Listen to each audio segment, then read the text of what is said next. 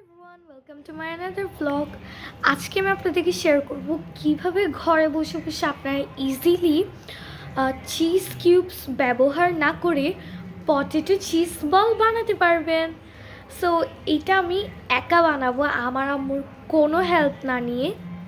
Help নিতেও পারি, জানি না, দেখা যাক। So come on, let's get started. আমি 4টা আলু নিয়ে নিয়েছি। আপনারা আপনাদের মতো করে আপনারা কয়জন খাবেন ওভাবে আপনারা আপনাদের মতো করে আলু নিতে পারেন। আমি 4টা নিয়েছি। তারপর এই কাটারটা এটাকে পিল করার জন্য, এবং আরেকটা বাটি এটা পিল করার পর রাখার জন্য। সো প্রথমে এগুলোকে আমি পিল করে ফেলবো। করা শেষ আমার, তাও একটু একটু রয়ে গিয়েছে। এটা আমি একদম পিল করতে পারছি না, নাহলে আমার হাতটা একদম কেটে যাবে এমন অবস্থা। সেই কারণে আমি কি করব, এগুলোকে একদম কিউব শেপে কাট করে নিব। তারপর কাট করার পর এগুলো আমি বয়েল করতে দিব। একদম কিউব শেপে কাটতে হবে বলে কথা নাই। আমি এটা আরেকটা বেনিফিট হচ্ছে, it will help you to mash it. যখন আমরা এগুলোকে ম্যাশ করবো এই পটেটোগুলোকে বয়লিংয়ের পর, তখন যদি আমরা লাইক এরকম ছোট ছোট পিসে থাকে এগুলো, তাহলে ওটা ম্যাশ করতে আমাদের আরও কম টাইম লাগবে এবং ওটা আমরা আরও ইজিলি করতে পারবো। সো আমি দেখা করছি আপনাদের সাথে এগুলো কাট করার পর। কাটা শেষ।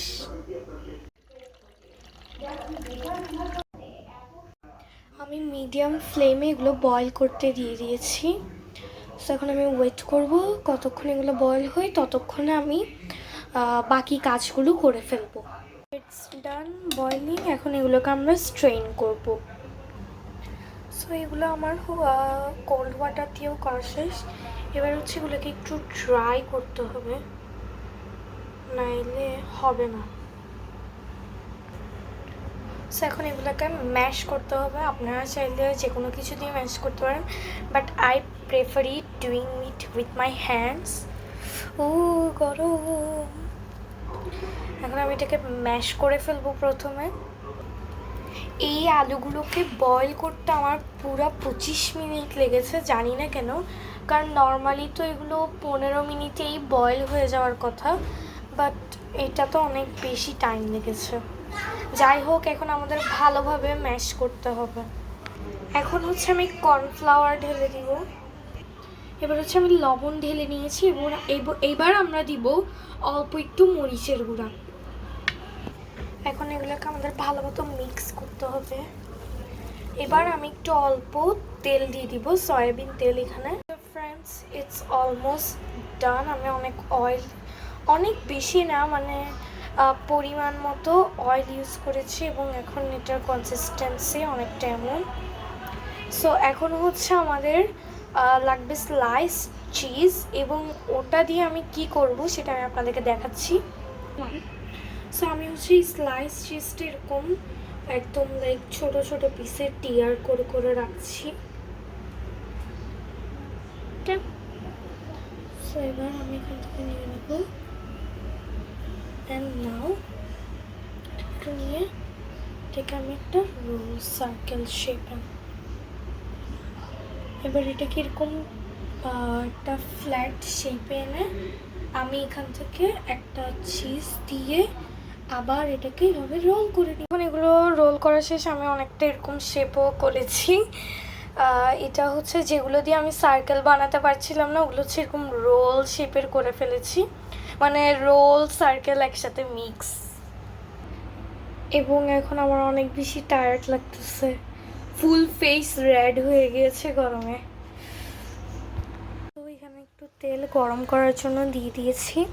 আচ্ছা, আপনারা গ্যাস করুন তো, এই পাতিলটা দেখে কি আপনাদের মনে হয় যে এটার কালার ব্ল্যাক? আসলে এটা গ্রিন কালারের, বাট এটা আমার অনেক আগে থেকে এটাতে ভাজা পোড়া জিনিস করছে দেখে এটা ব্ল্যাক কালার হয়ে গেছে। তো আমি আম্মুকে বলছিলাম যে অন্য একটা পাতিলে করি। আম্মু বললো যে না, এটাতেই করতে, অন্য পাতিলে করলে নাকি স্টিকি স্টিকি হয়ে যাবে। তো এখন আমি আম্মুর কথা শুনে করছি। ওকে, মেবি গরম হয়েছে। বিসমিল্লাহ।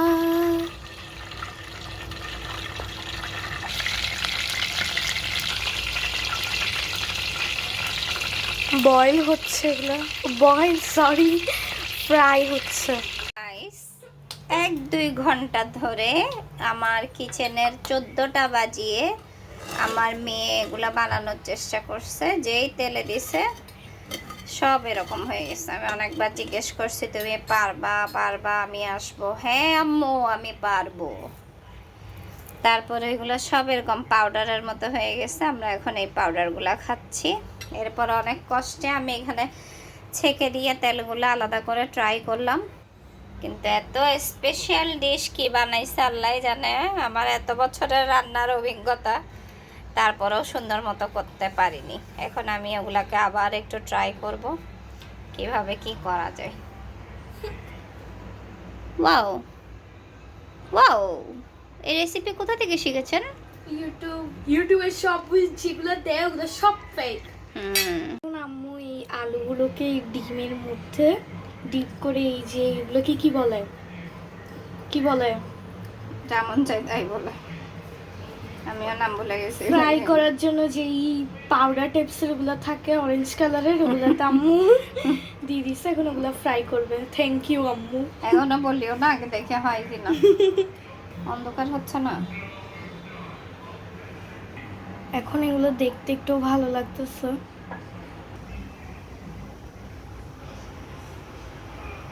চাইবা ওটা ওরকম সিদ্ধ করার পরে তুমি একটু ধোবা, তাহলে হচ্ছে একটু ওরকম থাকবে। যেটা তুমি সেদ্ধই করবা ওইটা আবার যদি তুমি একটু ঠান্ডা পানিতে ধোও তাহলে তার হবে না। আমি তো এটা ঠান্ডা পানিতে ধুইছিলাম। মাখাতে ঝামেলা হয়েছে যে কারণে ওটা নেওয়া হয়নি। নাড়া যাবে, তুমি সাথে সাথে নাড়ার চেষ্টা করছো, এই জন্য খুলে গেছে। যেগুলো নরম জিনিস ওগুলো একটু ধৈর্য নিয়ে করতে হয়। তোমার মাথাটা ঠিক হয়নি, যে দেখছো ফেটে ফেটে যাচ্ছে, দেখছো? কারণ এটা ভেতর থেকে ভালোভাবে হয়নি, কোনো না কোনো একটা ঝামেলা করছে। কর্নফ্লাওয়ার দিছি আমি, ওই যে পরিমাণটা ঠিক হয়নি যে কোনো জিনিস। তো কর্নফ্লাওয়ার দিছি 2 চামচ, লবণ দিছি 1 চামচের অনেক অল্প, আর 1 মরিচের গুঁড়ো দিছি। চামচ দিয়ে বললে হয় না, তুমি যেটা করবা ওটা তুমি আস্তে আস্তে একবার দুবার করলে তোমার আন্দাজটা বুঝতে পারবে। কিন্তু আমি এত কিছু করার পরও এটা যখন খুলে যাচ্ছে তার মানে এটা ভেতর থেকে মাথাটা ঠিক হয়নি, এটা বুঝতে হবে। ডিম দিলে সহজে খোলা, এটা ভিতর থেকে দেখছো খোলা খোলা যাচ্ছে। তারপরে ওইটার চাইতে তো খাওয়া যাবে অ্যাটলিস্ট, নাকি এটাও ফোটা যায় আল্লাহ জানে। অনেক চেষ্টার পর কোনো রকম একটা শেপে ভেজে নিলাম, এখন মনে হচ্ছে খাওয়া যাবে।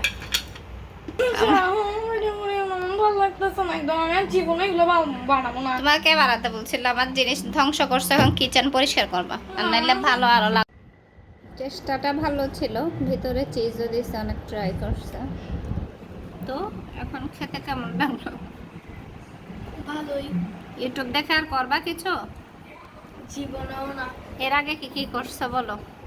এর আগে আমি পটেটো বল না ওইটা না, ইউটিউব দেখে কি কি শিক্ষা পাইছো ওগুলো একটু বলো, বাকিরাও যেন শুনে। ওখানে যেগুলো দেখায় ওগুলো সব ফেক। বলো ইউটিউব দেখে তোমার কি কি শিক্ষা হইলো লাইফে? ইউটিউব